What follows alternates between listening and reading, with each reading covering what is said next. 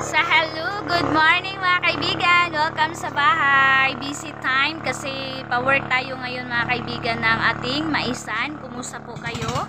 I hope nasa mabuti kayong kalagayan and sama-sama buong pamilya mga kaibigan. Ayan, busy na po kami lahat dito. Pati yung mga panday ko mga kaibigan.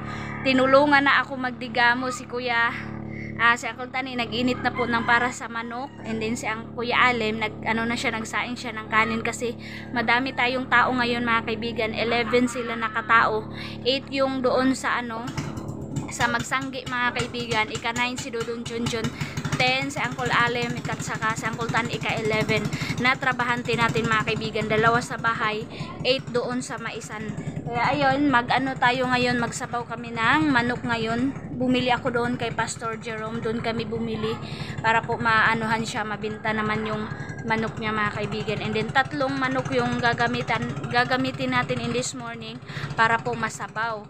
Kaya ayun, nag-alala ako mga kaibigan kasi ito na harvest namin, hindi po ako naka-ready, hindi po ako nakapamili doon sa bayan ng Lapas kasi wala akong budget.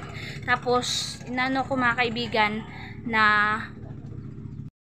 ako din mayroon dito binta na mga gulay kasi minsan dito mayroong sayuti, mayroong repolyo, mayroong carrots, ganun mga kaibigan, pero sa ngayon wala. Hindi po nakapagkumpra yung mga tindahan dito. Kaya ayun, sabi ko na mag-adobo na lang mamayang paniudto. Kaya ito po yung update natin in this morning. So ito na mga kaibigan, ang laki ng sinaingan namin ng kanin. Grabe talaga mga kaibigan kapag magpatrabaho, no? Nakaka-stress. Tapos na ka mga kaibigan kung ano yung unahin mo, ganun po. Tapos kami nila mama, sila mama din mga kaibigan, ngayon din nagpa-harvest kasi sobrang baba na po ng price ng yellow corn. Kaya hinarvest na namin mga kaibigan kahit hindi pa kasi baka maanuhan kami mga kaibigan ng super baba na ang price. Si Uncle Tani at saka si Kuya Alim. So prepare muna ng breakfast habang wala pa ring ilaw. Ayan.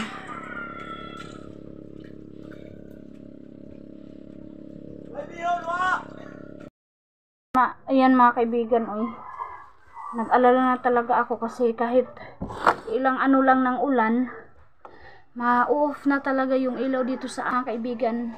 Nagba-brown out talaga siya. Tapos ang hirap kasi ang tagal bumalik. Mga kaibigan, nagawa ako ng sausawan na ginamos para mayroon silang sausawan. Yan. Dito ng manok. Ang sarap. Bukal naman na iya. Buko naman siguro kayo. Yang daw. Yan, madali naman yan maluto kasi bata pa siya mga kaibigan. So ito na mga kaibigan yung namin na harvest. Ayan, nandito pa banda. Ayan po yung gamit po is yung tab mga kaibigan. Ganyan yung ginagamit para malagyan ng mais po. And dito na siya ilalagay. Hindi na po karabaw yung maghakot kasi yung naman namin lupa mga kaibigan, kunti lang naman. Kaya hindi naman sila masyado mahirapan kasi malapit lang yung paghahakutan nila. So ito po yung update natin sa ating pa-harvest. So dito na yung mga kanin ready na lahat. Dapat ka na pamahukad na diha, hukadon.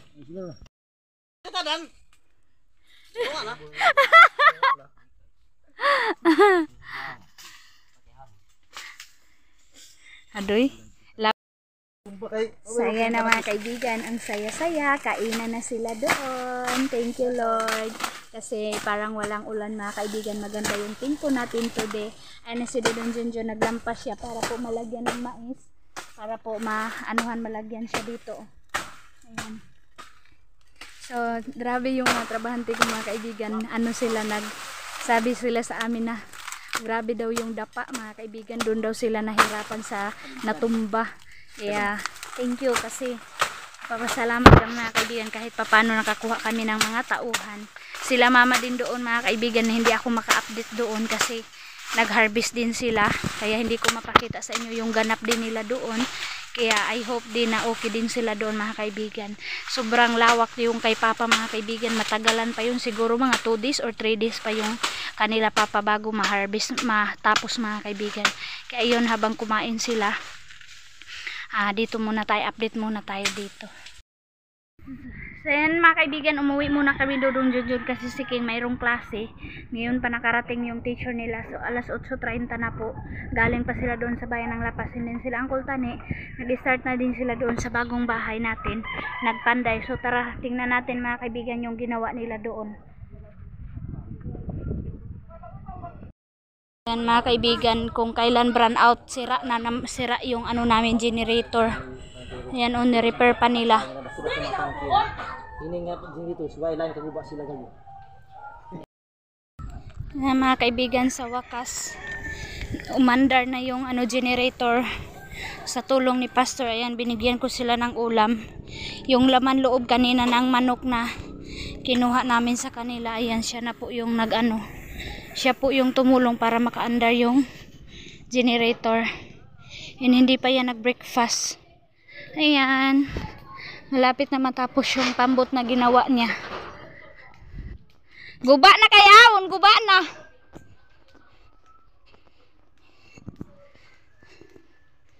Yan.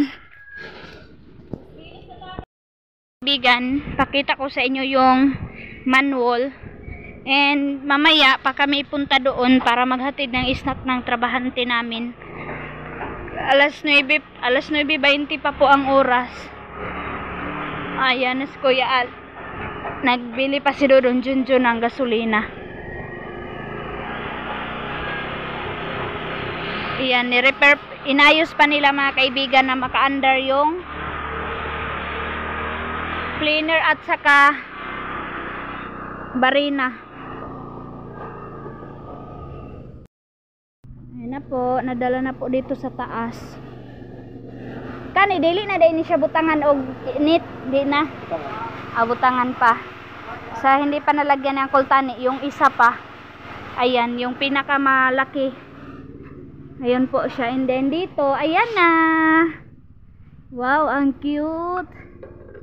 Yan mga kaibigan, oh. Ganyan pala siya, oh.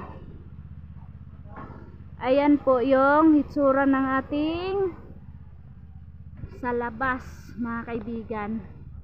Ngit-ngit sa akong kamera, oy. So, yan na po yung ating manhole.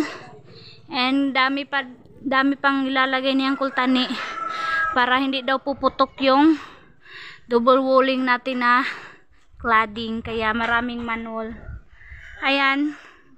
Alas 9 sila naka-start mga kaibigan dahil nga sa ilaw na walang kuryente. I-repair pa po ni Pastor yung generator. Kaya thank you kasi na-repair siya.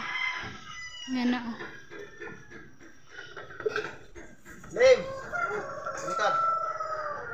Lalagay pa sila ng manhole na isa dyan. Dito banda. Saan naman akong camera? Oy, mag-adjust talaga yung camera ko mga kaibigan kapag dagom ang panahon. Yan, iba na po yung makikita nyo. Hindi na po si Manong mga kaibigan. Kasi si Manong ko, nandun na siya sa Davao. Mayroon na siyang ibang racket. Hindi na siya nakabalik dito. Kaya si Kuya Alim, bakante naman si Kuya Alim. Kasi sila mama hindi pa din nagpapanday. Kaya siya na lang yung kinuha namin. Ayan mga kaibigan, maghatid na naman kami ng snack. So, okay na sila ang kultani. Naka-under na po yung generator. And punta na naman kami. Balik na naman kami doon kasi maghugas pa ako ng plato doon. And sila ang kultani. Nag-start na din sila nag-work sa ating pabahay. Grabe talaga. Ito naman mga kaibigan. Grabe yung stress ko. Grabe yung kailangan naming tapusin ni Dudong Junjun na trabaho. Babalik ulit magpa-work sa lupa para makatanim ulit. Yun po.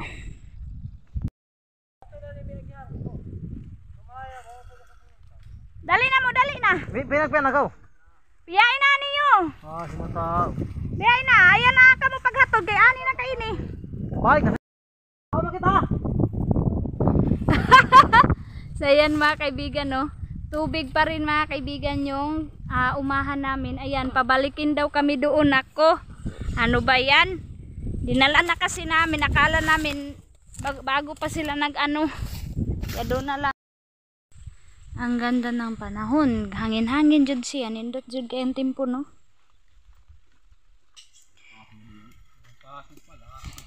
Laati kay. Doko ay. Lipong bagayod.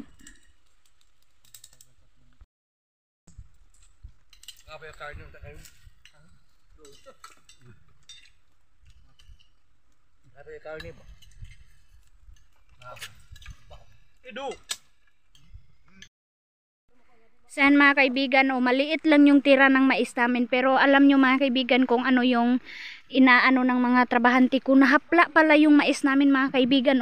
Pinakita ko yun sa inyo sa vlog ko mga kaibigan na kinuha na namin yung nahapla, pero mayroon pala mga kaibigan. Grabe, parang hapla na talaga lahat.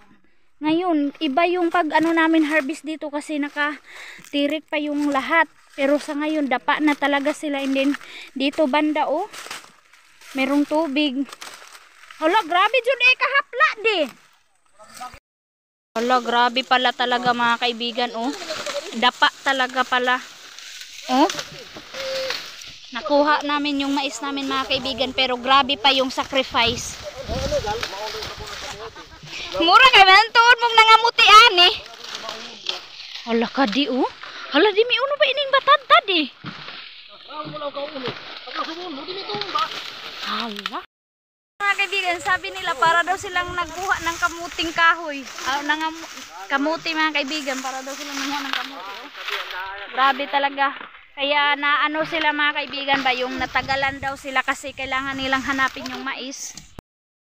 Saan mga kaibigan, first time namin nakaharvest ng ganito na nakadapa yung mga mais namin lahat. Kasi noon mga kaibigan, nakaharvest din kami pero kunti lang, hindi like ganito na grabe yung dapa na natumba talaga ng hangin mga kaibigan. Kaya sobrang lakas kasi ng ulan always dito at saka hangin. Kaya ito yung nangyari sa mga maisan. Ayan, tumulong na muna kami para kahit papano mga kaibigan makunan. Yan sila.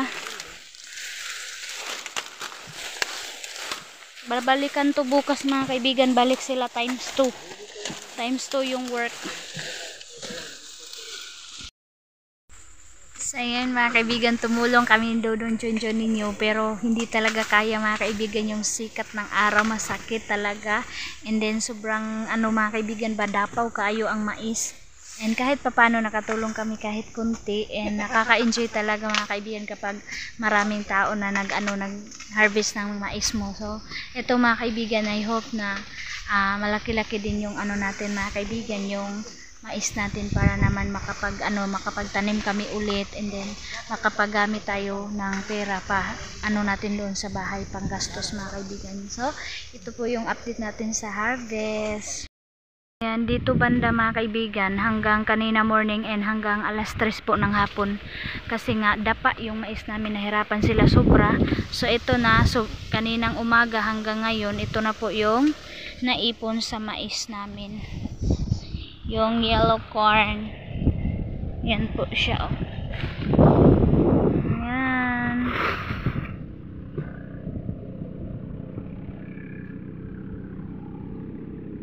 Yan yung tubig malalim pa rin mga kaibigan yung tubig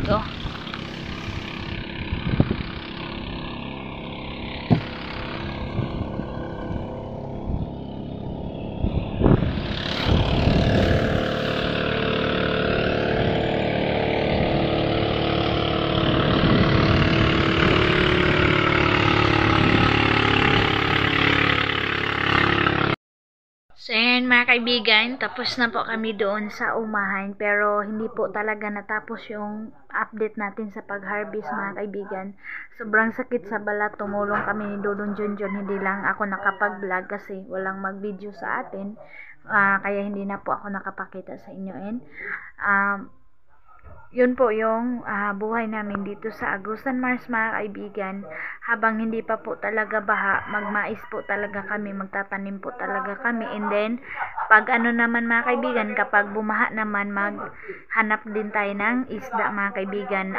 Yung gamit is screen po. Kaya yun din yung kailangan kong paglaanan ng puhunan mga kaibigan soon kasi malapit na December, January, February, ganun. Baha na po yan sa amin mga kaibigan. Kaya ito po muna yung update ko sa aming maisan mga kaibigan. Grabe pagod talaga kami ni Doron Junjun. And lalong-lalo na ako mga kaibigan kasi galing pa doon sa umahan, tumulong, nag-prepare ng pagkain sa mga tao, magluto mga kaibigan, ganun po. Kaya kahit tinulungan na po ako nila Kuya Alem, pero grabe talaga mga kaibigan, trabaho doon sa trabaho dito sa bahay, naglaba ako mga kaibigan, and then ano din doon kay Kuya Alem, update din doon sa kanila kung ano yung mga kailangan, ganun po. So yun po yung buhay ko mga kaibigan. Makarelax na po ako soon kapag mga kaibigan, pag meron na talaga tayong pundo na pera mga kaibigan, sahod na lang tayo ng sahod, char. Pero hindi pa rin mga kaibigan, dapat talaga mas maganda talaga tayo talaga yung gagawa sa mga kailangan gagawin mga kaibigan. So yun po yung update ko sa inyo. Thank you for watching mga kaibigan. Thank you and bye bye. Salamat po sa inyong lahat sa panonood. God bless.